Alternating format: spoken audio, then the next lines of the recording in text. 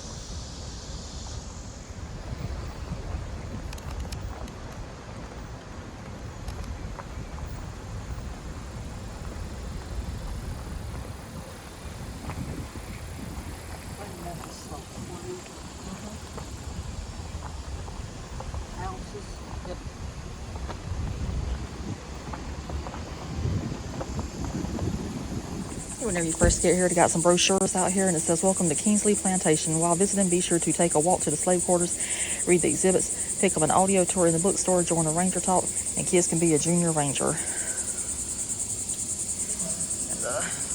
the brochures are here. It's Kingsley Plantation, Fort George Island. The plantation house symbolizes the owners and their freedom. Cabin ruins stand behind you as a testament to the enslaved and their lives of forced labor. Explore the plantation grounds and discover the stories of plantation owners and slave. Brochures, exhibits, and an audio program are available.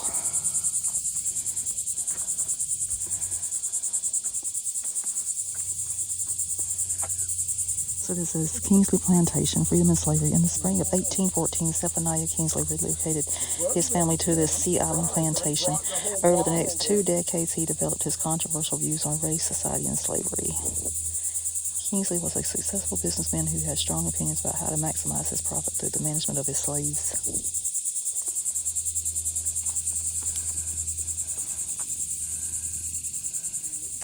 It says the plantation era was a time in our history of opportunity, political contradictions, and great cruelty. For planters like Zephaniah Kingsley, it was a time for amassing land and wealth. For enslaved Africans who produced the wealth, it was a time of dehumanizing and brutal life, and also extraordinary strength, perseverance, and faith all played a significant role in what happened here during this time in our history. And this is the many faces of slavery. And it says slaves were possessions. They were viewed as a valuable commodity to be bought and sold and forced to work. Their owners determined what they did and how they were treated for their entire lifetimes. And this one says, preservation is everyone's responsibility. The people who worked, cried, dreamed, played, and died here left evidence of their lives. Preserving this heritage, buildings, and landscape is everyone's responsibility.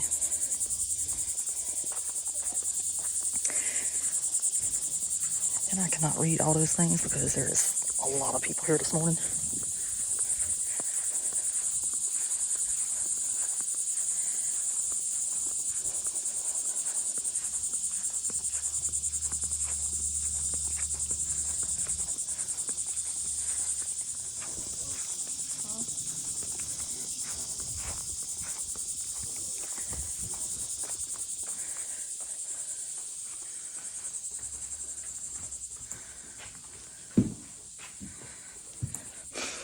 This says human value.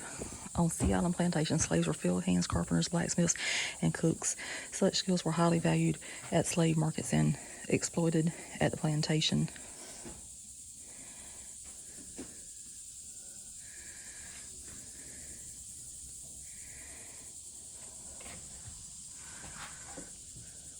The promise of great profits emboldened planters to focus on a single crop. To do this required land, seed, and a force of enslaved men, women, and children.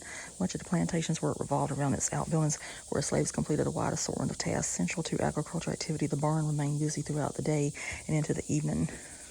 Many hours were spent in the barn doing tedious tasks like ginning cotton. Not only was the barn the location of hard work, but it also functioned as a storage area and animal housing. Some slaves even slept in the barn with the animals.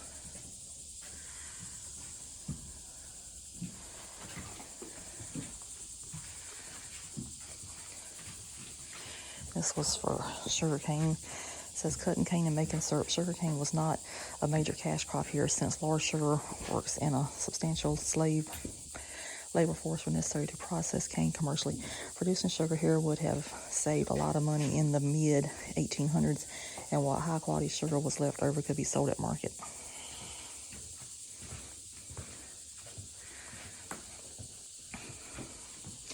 And it says, a man of many talents and business interests, Zephaniah Kingsley was a trader of goods and people, merchant, ship owner, planter, and landowner.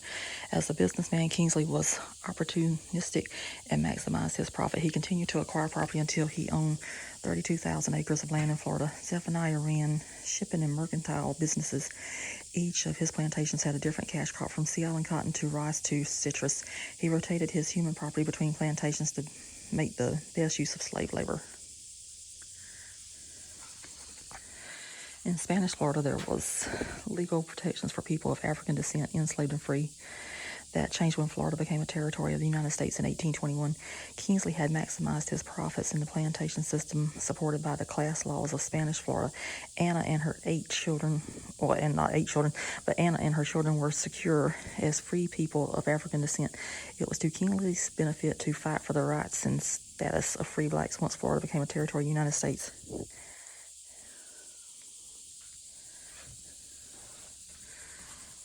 And this is, life is property, a life of no choices. As property, slaves had little control over their lives.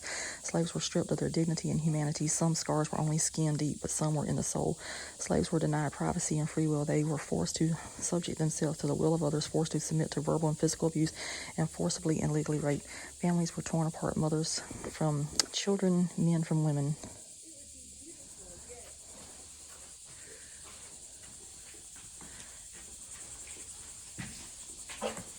Yeah, it's like the tabby.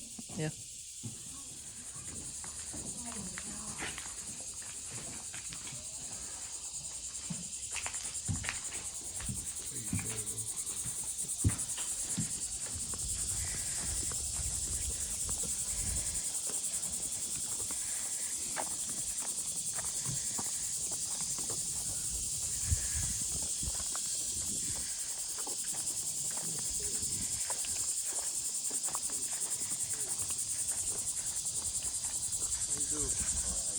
It says slave labor on this Sea Island cotton plantation was performed according to the task system, which was distinctive to southeastern coastal plantations.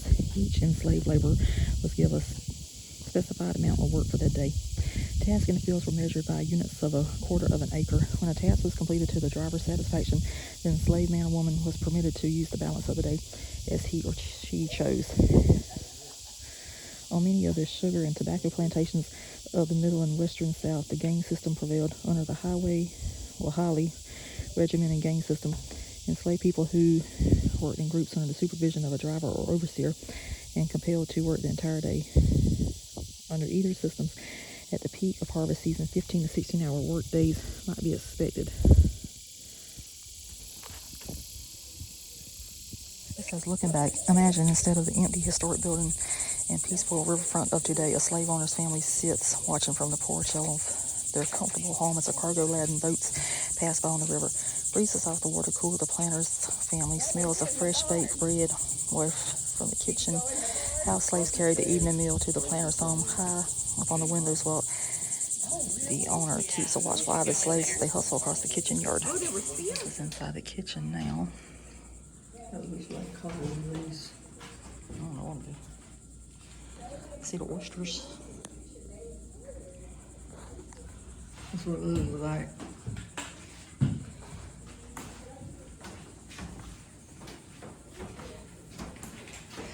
It says the kitchen all day, every day. The kitchen was a place where African and European cultures and traditions blended. Foods and spices came from all over the world. Black-eyed peas, okra, and sesame were bought from Africa and used in plantation cooking.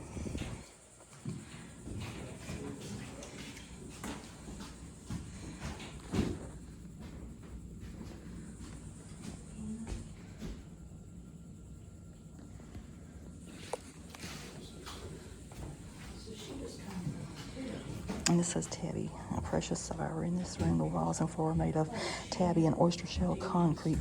Tabby was fire resistant and durable. It was ideal for a heavily used area like the kitchen.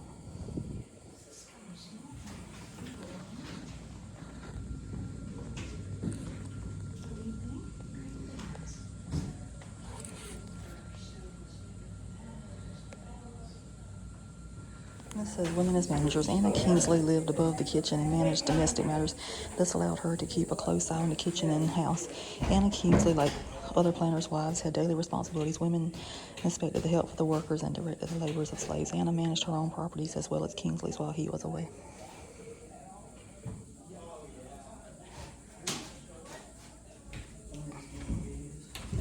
It says, looking back, imagine instead of the lush green landscape of today, a long dusty road stretches to the slave cabins of fields beyond.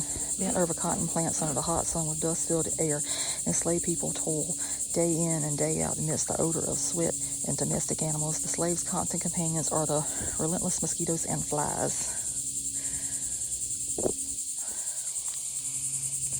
So that's how that would have been.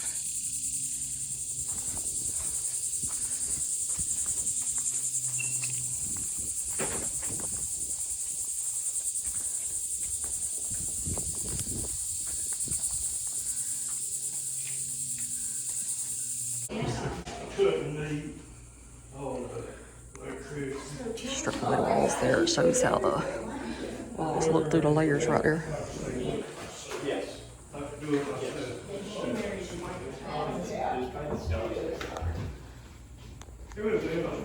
So this says captured and sold. In 1806, Anna Nadea, age 13, a princess of the kingdom of Jollof in today's Republic of Senegal, was captured and sold into the Atlantic slave trade. Anna had witnessed slavery as the daughter of the ruler of Jollof, who owned numerous enslaved captives, but now Anna was herself captured and enslaved. Neither social class nor family mattered when the European demand for slaves made freedom perilously uncertain.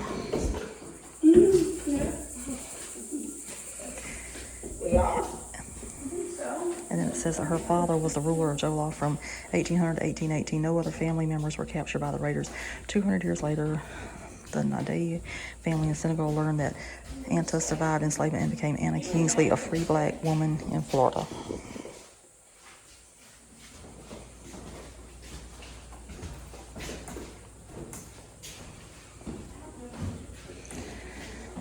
This is Anna Kingsley, married in a foreign land, celebrated and solemnized by her native African custom, although never celebrated according to the forms of Christian usage.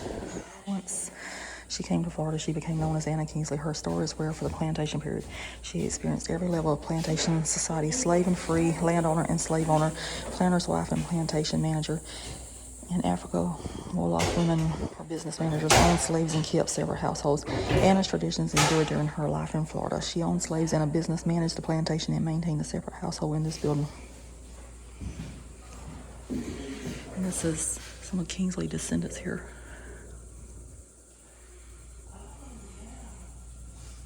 So 7 years later.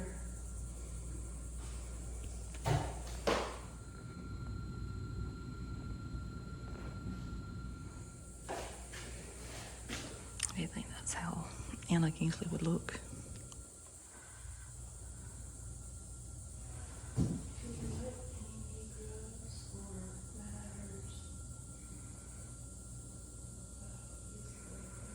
And it says, in a time when white women in the U.S. were not able to own land, Anna owned multiple properties in Spanish Florida. She owned 1,355 acres and 25 enslaved men, women, and children.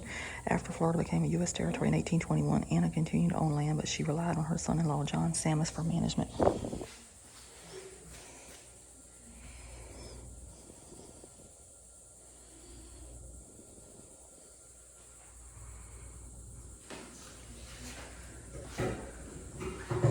And this is the most horrible scene.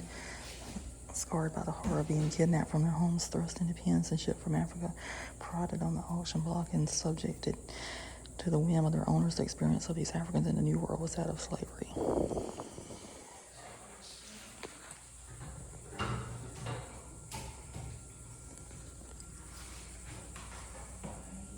That says discrimination, race, class, and politics.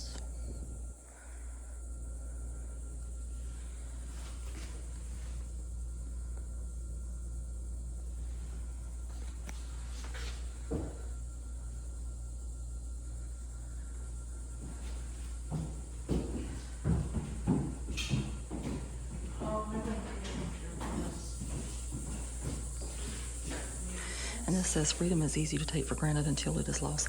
Once lost, it also easy to define what is missing. Slavery is the ultimate loss of all freedoms, rights, choices, and control.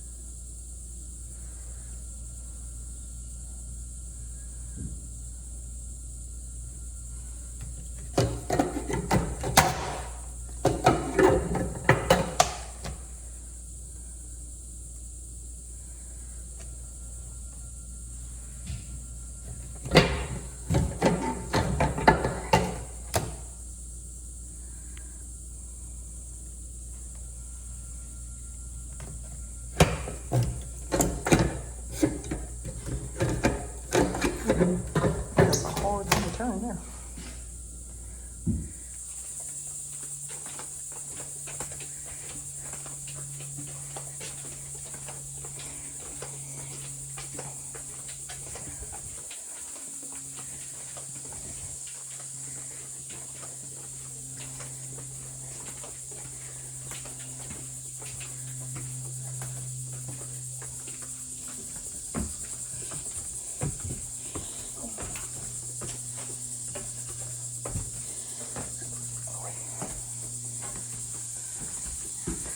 So now we're on the porch of the house. And it says, did you know we use the term planter's home rather than main house or enslaver's home to recognize the continued use of the building beyond the plantation era. The Rollins family lived here longer than the Kingsleys. So in the 1790s, the building's original 1798 layout can be seen in this photo taken much later This is the earliest documentation of what the house looked like. In the 1860s, in the post-plantation era, the Rollins family moved here from New England and began making renovations to match the times and the needs of their family. Note the new middle room in this engraving. In the 1880s, the Rollins family made increasingly dramatic updates typical of the Victorian era. The gingerbread railing, the large bay windows were features of that time. In the 1910s, the Rollins called the property the homestead, and it passed through their family. A breezeway was added connecting to the kitchen house, and the back porch was screened in. 1920s, a carriage house, lean-to rooms, and the eventually bungalows and the Army Navy Club, which is now our visitor center, would further alter the property. In the 1950s, Florida State Parks took over ownership of the site and furnished the buildings with purchased and donated antiques. In the 1990s, with the creation of the Timaquan Preserve, ownership transferred to the National Park Service. The furniture not original to the site was removed, and the buildings became a museum space with exhibits and a bookstore. In the 2020s, increased foot traffic and the wear of over 200 years led park staff to close the building, allowing for major stabilization projects to take place. Today, we balance the desire of the public to view the building with different methods aimed to preserve it for future generations.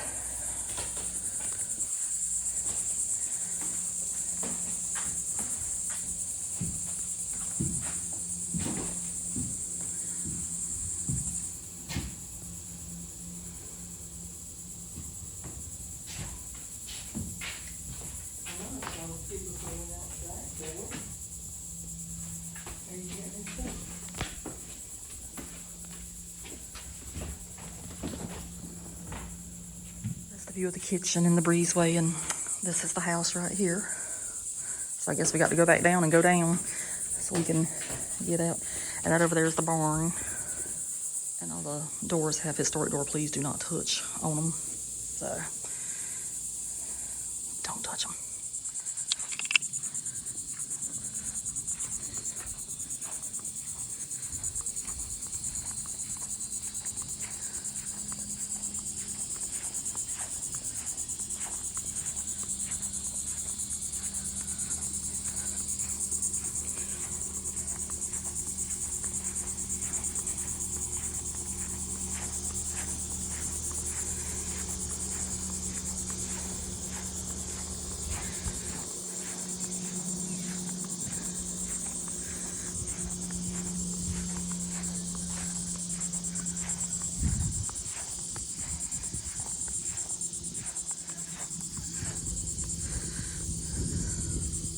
Beautiful house. I think up there is that Widow's Walk.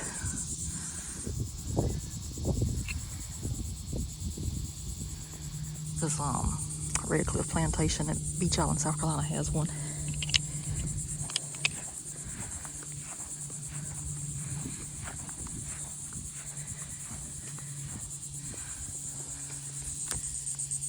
Alright, so that's the front of the house. It's beautiful. I posted pictures from here before. Nobody has an idea where I'm at. So now, if you've never known where I was at and you followed me on any of my social media, that's where I was at. And you have this beautiful view out here.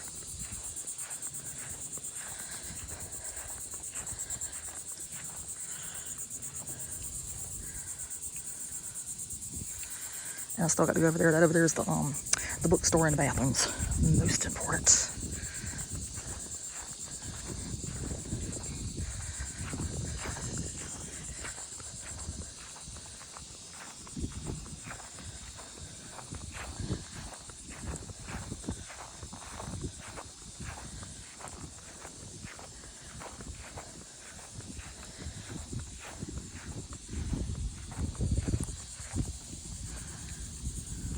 Look at all the buildings there. You see the house, you see the breezeway, you see the kitchen, you see the visitor center over here. You see it all.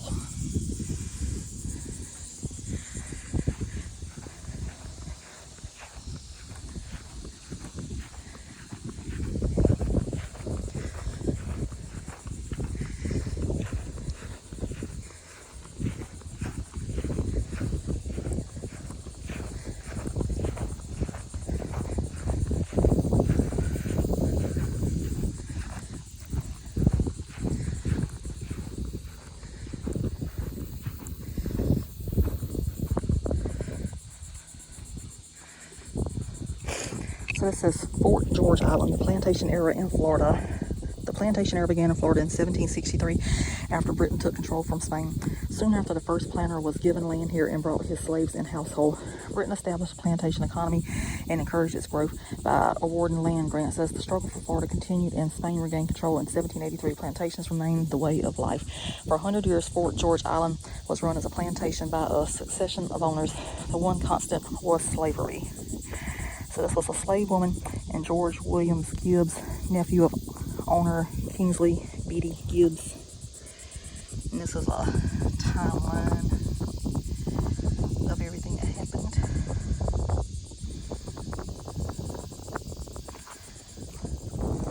And this says Waterways, a link to the world, where there is now a tranquil river scene. A dock hustled and bustled with activity during the plantation era. Cotton bales were sent to market and slaves and finished goods were brought here by boat. Most plantations were located along inland waterways. The easiest access to the Atlantic Ocean was through coastal ports. Planters used smaller boats on inland waterways to transfer supplies and human cargo to Fort George Island. And that shows how all that happened.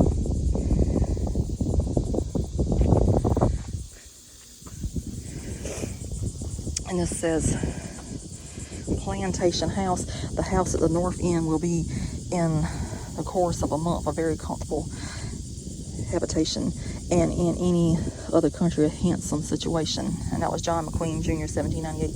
Planter John McQueen built the original portion of the house with the use of enslaved craftsmen and laborers. It was designed to catch the ocean breezes for the comfort of the owner's family. And it says the original floor plan for the plantation house, which dates to 1798, required access in different rooms from outdoor porches or stairs. Features added during the 1870s and 1880s allow for easy movement through the house without going outdoors. And that shows how the house would look. And this says choices, a new era of choices. After the Civil War, slavery ended, but former slaves continued to live on the island. In this new era, former slaves and new landowners had to make difficult choices. In 1869, the Rollins family settled at the former plantation and called it the homestead. Former slaves now had to choose to stay and work for Rollins or leave the island. After failed attempts at agriculture and facing financial troubles, John Rollins and investors developed the island for recreation and tourism. And it says, this post-Civil War photograph shows families still living in the cabins and early tourist walks to former plantation grounds. That's Fort George Club memorabilia. Land development and tourism continued to be the approach to making the island profitable well into the 1900s.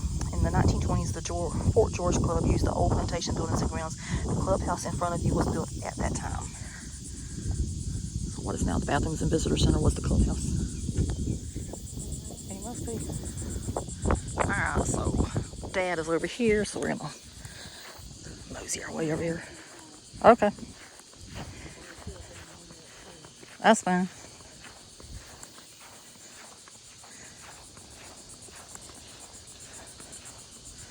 Be a great place to have a picnic there.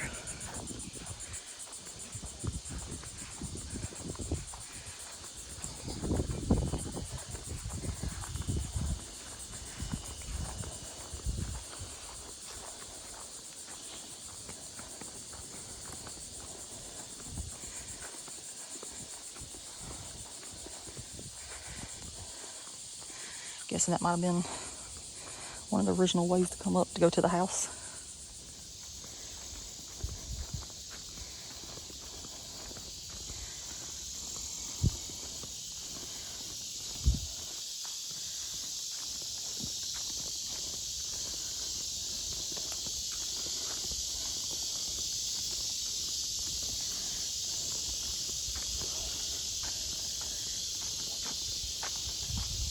Entrance from the waterway, and that's right there. I think this might be the same sign that was up front, but there was a lot of people a while ago. So this says Fort George Island. The people who worked, cried, dreamed, played, and died here left evidence of their lives. So that was one of the families. And this is a map.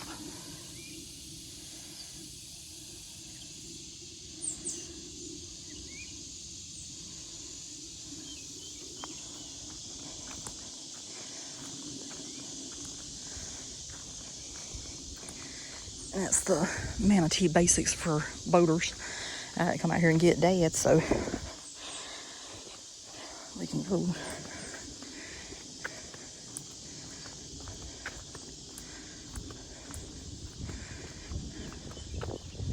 Oh Lord, this is beautiful.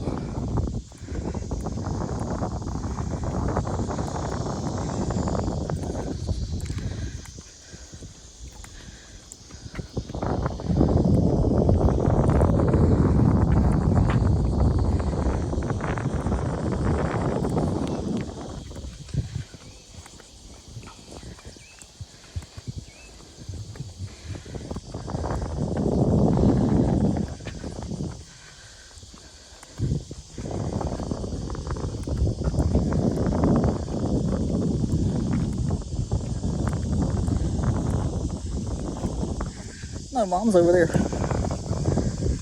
said she wasn't coming this way.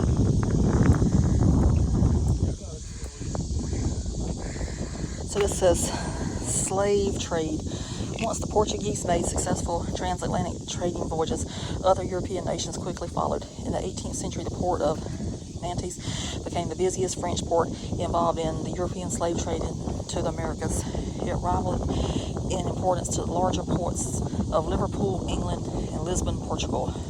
Over 1,500 vessels from Nantes sailed to the coast of Africa to trade European goods for African slaves. The ships would stop along the West African coast trading until their hulls were filled with human cargo.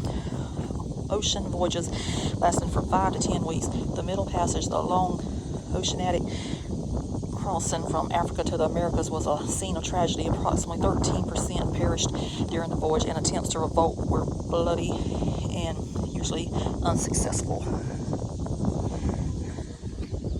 That's fine.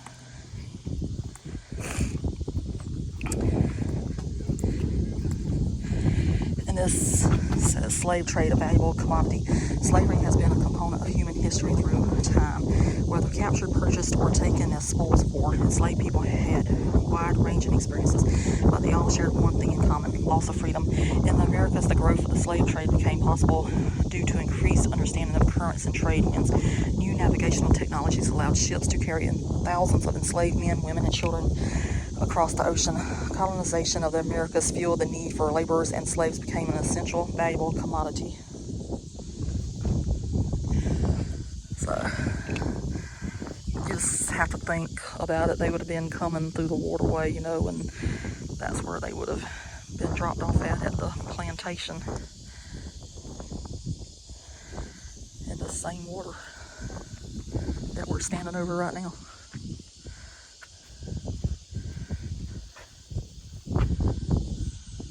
Here at this building, they do have the restrooms, and they've got a bookstore, gift shop.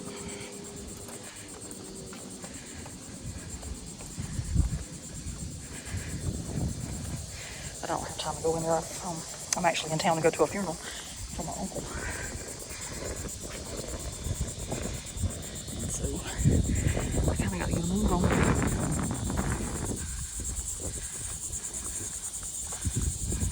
Alright, so there's another last look at the houses, and I can come back here if people are interested in the video. I'm doing as in-depth as I can with the time I got.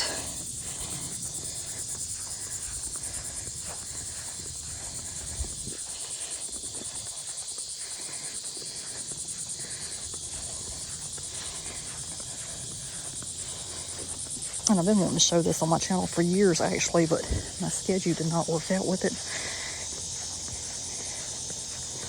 Unfortunately, somebody switched me at work so I could come to the funeral. So it's a Thursday today, and the park's open.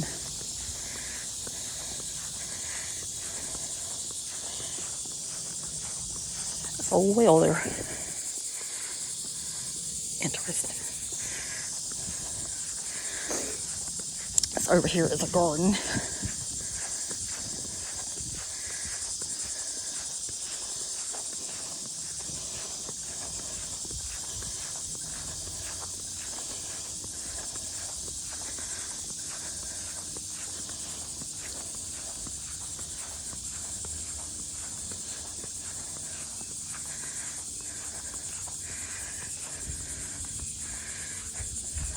big butterfly.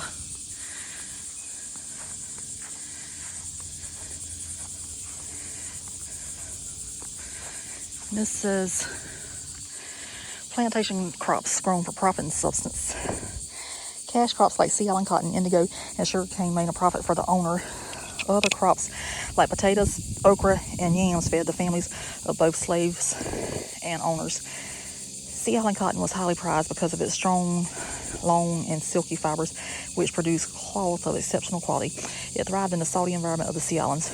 Originating in the West Indies, sea island cotton differed from upland or short staple cotton in several ways. The smooth black seeds were removed by hand because the luxurious fibers would be ruined by cotton gin. Sea island cotton plants grew to over 6 feet tall and continued to bloom and produce cotton well into December.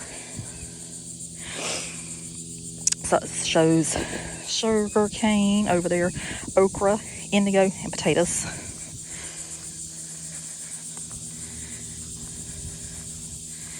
And this says task system, managing labor. Many crops were grown on the plantation, but sea island cotton produced the highest profit. Growing and processing it required a complex work structure.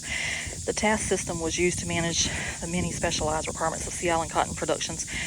Often tasks were measured out in quarter-acre increments. Each slave was assigned a task to plow, plant, pick, or gin cotton. Once tasks were done, slaves used the rest of the day to tend to personal needs, including growing their own food. To see how big a quarter acre is, look at the area defined by the 4 posts.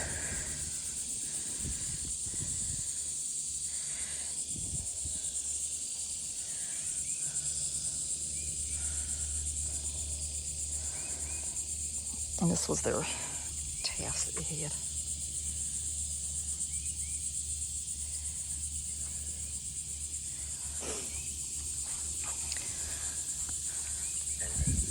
Making indigo dye. Enslaved men and women cut and bundled the indigo, placing it into the steeper vat with weights to hold it underwater. In about 18 hours, the liquid began to bubble and to turn brownish green. The liquid was drawn down to the beater vat and the bundles were thrown away. Any remaining pieces of plant were removed. The enslaved people, often standing in the vat, beat the liquid with paddles. This added oxygen into the liquid. In about 2 hours, the water turned dark blue. The dye formed its specks and settled to the bottom. Lime was added to the liquid to pull out any remaining dye. The dye sank to the bottom. The water was drained off the top. The sediment from the beater and the lime vats was placed into cloth bags. Once the rest of the water drained from the cloth bags, the dye was spread out to dry in the drying shed. It was then cut into 1.5-inch squares. It took 100 pounds of plant material to make 4 ounces of indigo. In the late 1700s, this sold for about $40 or approximately $900 today. In the dyeing process, the indigo cakes would be reconstructed and fiber would be treated with stale human urine. Ew. Do you like blue? Most people like the color blue. Almost everyone owns a pair of blue jeans. Today the color comes from a synthetic dye, but before the 1880s, blue dye came from a plant called indigo. Indigo is a perennial shrub that grows between 4 to 6 feet high. If you look in the garden, you will see indigo growing or dormant, depending on the season. Indigo was grown here between the 1760s and 1780s during the British period. The vats and drying scale in this exhibit are models. They are not to scale. Vats were as large as 18 feet long by 18 feet wide. A steeper vat could hold 800 and 900 gallons of water. Vats were stepped down so that the water could flow easily from one to the next. And making large quantities of indigo was bad for the environment. Planters reported water pollution. Other crops were damaged. The mixture smelled disgusting and attracted hordes of flies and other insects. Planters located their houses away from the vats. Their families left home for fear of disease and because of the putrid stench. The great toll was on enslaved people. Not only were the heat, smell, and insects terrible, but exposure to the chemicals on the skin and in the lungs was deadly over time.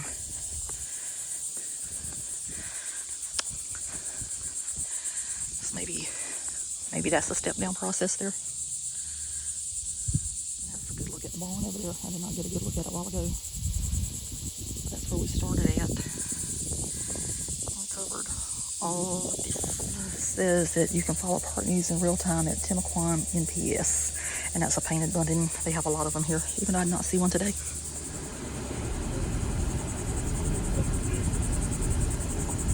So I will have to come back because I don't have enough time to show the slave cabins in depth. And I really wanted to show them. But we're out of time. We got to get to the funeral.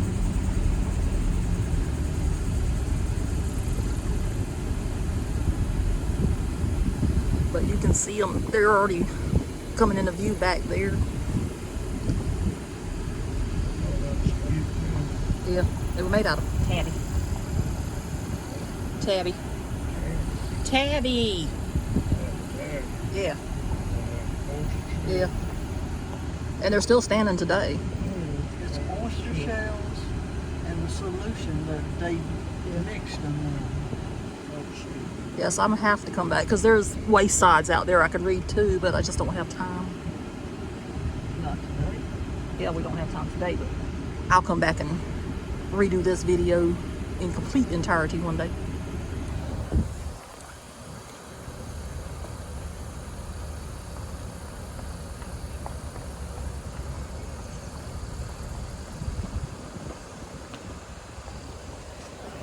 So the one you just saw had to be how they would have looked. They did not have wood roofs, they had straw roofs. Yeah, so that's probably a good representation of how they all looked, and this is how they are still standing today.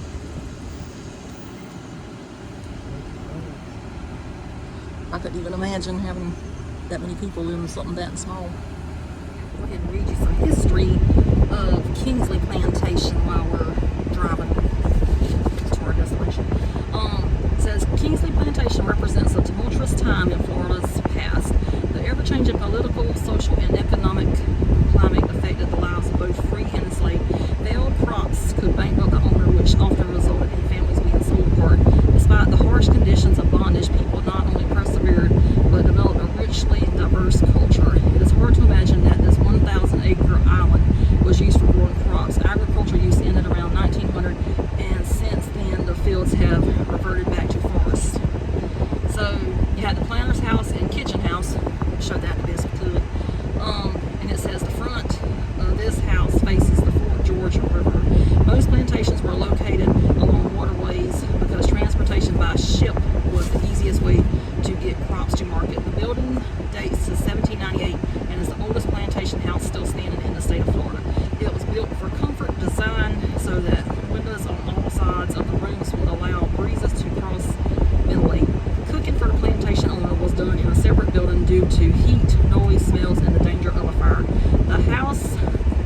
The kitchen house, was a meeting point between cultures. Cooks prepared foods traditionally, altering recipes from African ancestors, adapting to European palates, and mixing in local ingredients. Then we had the barn and the garden, and it says the walls of the barn are made of tabby. The oldest part of the barn is the north end, which is made out of tabby brick.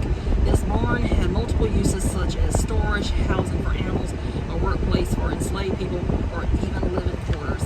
In this area, pigs and chickens were raised for food.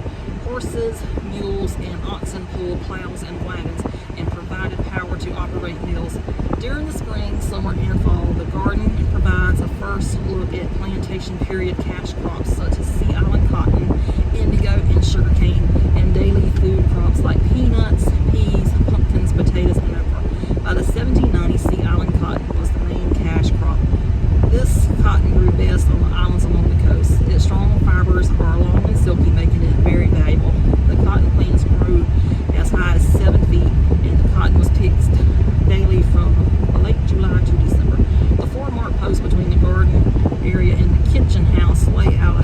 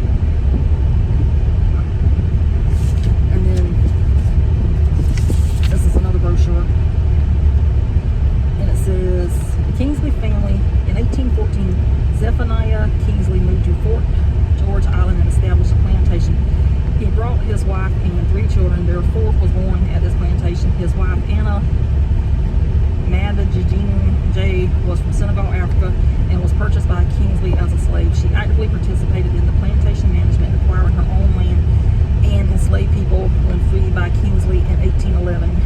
With a workforce of about 60, the Fort George Plantation produced Sea Island cotton. Kingsley continued to acquire property in northeast Florida and eventually possessed more than 32,000 acres, including 4 major plantation complexes and more than 200 enslaved people.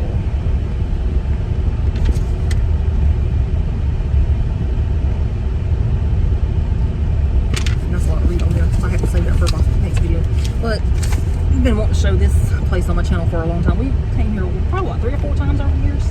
I don't know. It's been a lot, but we haven't been in a while. Because the last time we came, it was hot, and it was hot today. Yeah, it wasn't as hot as it was that day. So anyway, I hope you enjoyed our visit to Kingsley Plantation. We do want to come back and show all the slave cabins up close, so everybody can see that. And anyway, we'll see you somewhere else. So toodaloo, bye bye. Subscribe. Yes, please subscribe. And Dad is looking at everything again. So bye. Something that's out there at the road too before you get back there. And Mom is just zipping by now. But this is how the drive looked to get back there. I guess you could still call this the real Florida.